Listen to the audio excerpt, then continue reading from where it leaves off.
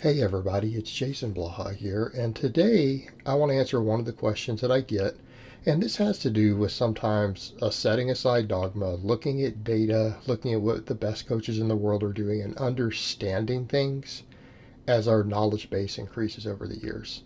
In this case, I think people still bring up from a few years ago, I went through a phase where I didn't do any training with a belt, and I used to tell people, hey, you can train beltless. And then a couple of years ago, I started using a belt very heavily again. Now I use belts almost exclusively for most of my training. Any big compound movement, I wear a belt, not just the squat and the deadlift. I wear it for benching, floor press. I obviously don't wear it for things like tricep extensions and lateral raises. Right? I don't use it for my glute ham raises, which you guys see me do all the time without a belt. Which, it's funny. You get people who will say, oh, you're just trying to hide your gut. But I do glute ham raises on camera with the camera pointed right at my belly. So it's comical. But over to the point. The belt. Why? Well, it increases neuromuscular efficiency. And I think what we also need to realize is that if you go further back in my own training, even though I did phases of beltless training, I still peaked for a competition with a belt. I wore a belt in powerlifting meets, right? I was never entirely beltless, other than a short period of time when I was here in Texas. And I think what we need to note is that I was also at my weakest.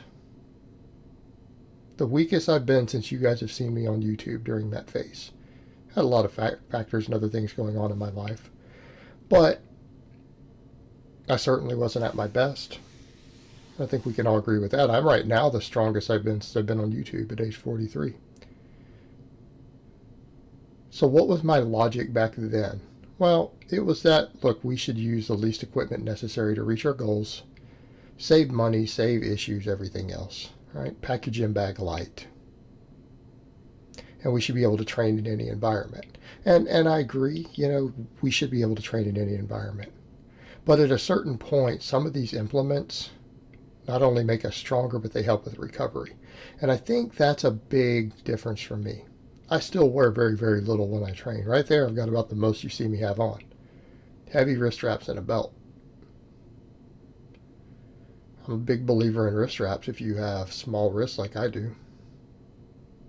Right, I have thin bones through my forearms. Another reason I'm having to do so much forearm work.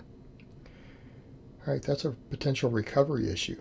It's a potential injury issue. It's about inflammation in your wrists. And if your wrists are inflamed from tons and tons of pressing, it's going to reduce the frequency at which you can train. That matters. We come back over to the belt, we get to the same point. I used to think that training without the belt would make your core stronger. Did I always have that philosophy in life? No. The vast majority of my life believed in training with a belt. But I did see some really, really good powerlifters and coaches and strength athletes who promoted beltless training most of the year or up to half of the year. I thought, okay, that sounds like a good idea. Sounded like a good idea. Who am I talking about specifically? Dan Green and Jamie Lewis. Okay, if you want specific names, well, Dan Green, being a world record holder and everything else, he has his own set of issues as far as being in conflict with the rest of the training world. Okay, Dan's got his own systems that he sells, his own way of training. Right? He's got his own way of training. Even though he built his base using a certain system, took him to the world level, he then bashes that system later. So keep that in mind. Jamie is kind of a mad scientist, and Jamie will do whatever he wants whenever he wants. And if you look at Jamie's basic philosophy, there's only one consistent thing. Because Jamie changes his mind all the time. Which I like his work, by the way. I think he's awesome.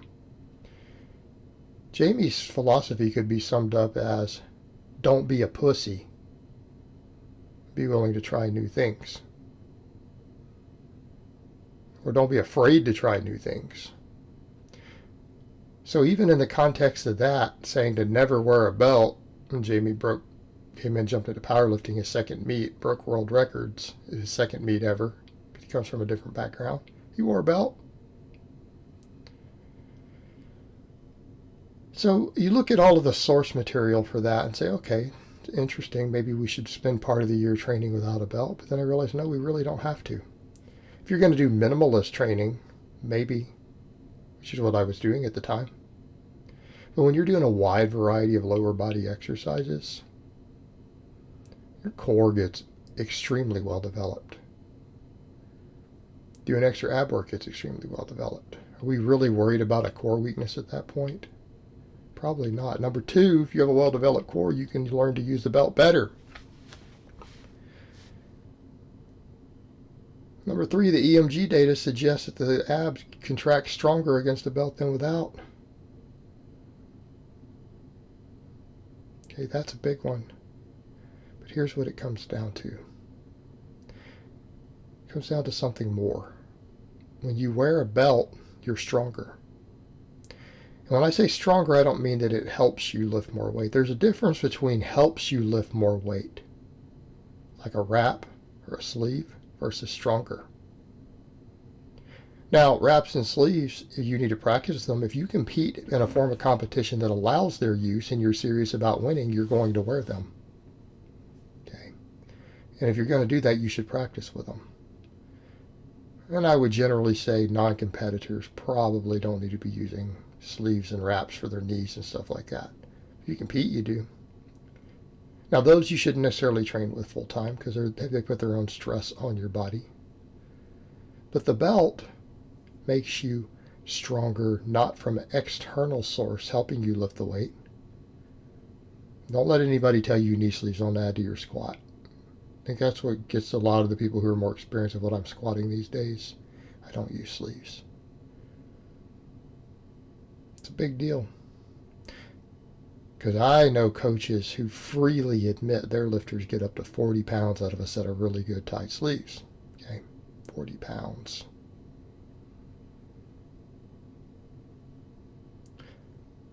Put another 40 pounds on my squat. Be interesting. I mean, I'll eventually mess with those, but belts. They make you stronger through increased neuromuscular efficiency. Well, that means we get better muscle activation. That means every rep that we do, we get better muscle activation. Isn't that why we train? Aren't we training to activate our muscles? That's what we're doing.